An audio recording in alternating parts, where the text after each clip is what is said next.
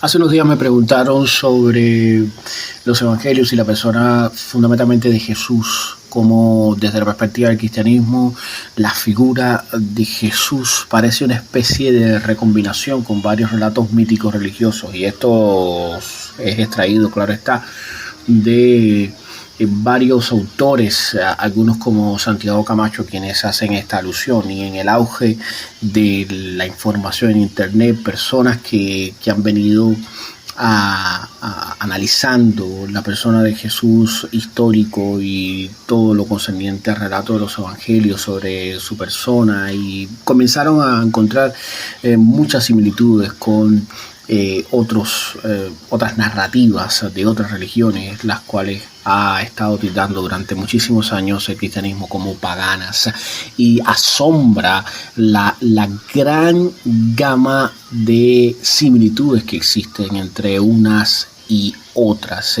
y esto es lo que ha provocado que muchas personas se han acercado a mí, me han preguntado, Pastor Joel, ¿cómo es posible esto? ¿Será cierto que el relato de los evangelios viene a ser una suerte de el resultado, viene a ser una suerte de lo que queda de una obra, de un trabajo de sincretización entre múltiples religiones, que luego de concretarse en el concilio de Constantino en el 325, luego concretarse la oficialización de este nuevo discurso de lo que se llamó cristianismo, se comenzaron a tildar y a segregar el resto de las religiones, y se llamaron paganas y fueron perseguidas. Es cierto que los evangelios, me preguntaban, ¿no? Es cierto que los evangelios son como una especie de residuo, el resumen residual de múltiples religiones paganas. Y yo les decía, mira, si tenemos en cuenta a este mismo autor, a Santiago Camacho, y otros escritores que hacen un análisis bastante claro con respecto al cristianismo en sí, a su conformación, a su génesis, a su ensamblado, por llamarlo de esta manera, a su funcionamiento, hay que partir de esas realidades respaldadas desde el punto de vista arqueológico, realidades respaldadas desde el punto de vista histórico, y vamos a abordarlas desde esas dos perspectivas, y luego entonces les compartiré lo que le pude responder a mis amigos y las personas que se acercaron a mí para hacerme estas preguntas. Ya y todo lo que hemos estudiado un poco la historia de Jesús, y luego hacemos un análisis de historia universal y demás, podemos observar ciertos aspectos de similitudes con otro tipo de religiones que fueron clasificadas luego como paganas.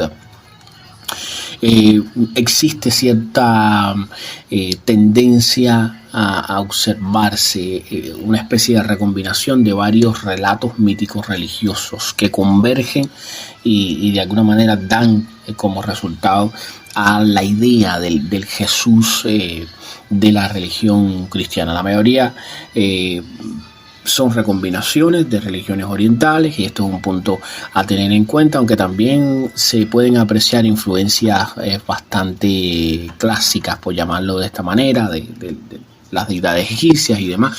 Una de las más claras influencias, y usted puede encontrarlo en relatos y en análisis histórico, es la relación con el dios Atis. En tiempos del Imperio Romano es importante recordar que Roma contaba al menos con dos santuarios dedicados al culto al dios frigio Atis. El primero estaba ubicado desde 2 siglos antes de Cristo en el Monte Palatino, y constituía el centro de las celebraciones públicas dedicadas a la figura de Atis. Era el ídolo sagrado. Importada su deificación y todo su culto, toda su conformación litúrgica había sido importado desde Anatolia en la época de la República, ¿no? del Imperio romano. El segundo lugar fue levantado ya con los primeros emperadores, se alzaba en la colina vaticana, qué coincidencia, ¿no? En los mismos lugares donde habrían de instalarse la Basílica de San Pedro y los palacios pontificios de la cristiandad. Interesante tener en cuenta esto.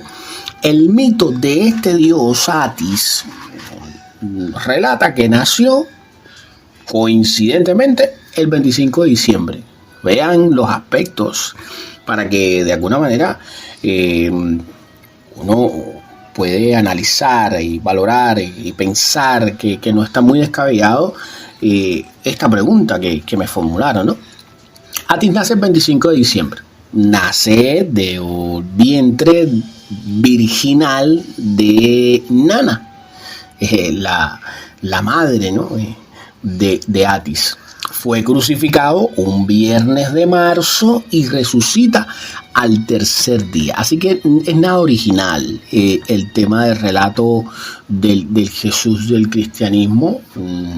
No es un relato que parte exclusivamente del pensamiento ni siquiera judaico, o sea, parte desde una génesis pagana. Si es que vamos a darle el crédito que procede o que es una especie de mutación de Atis al Jesús cristiano.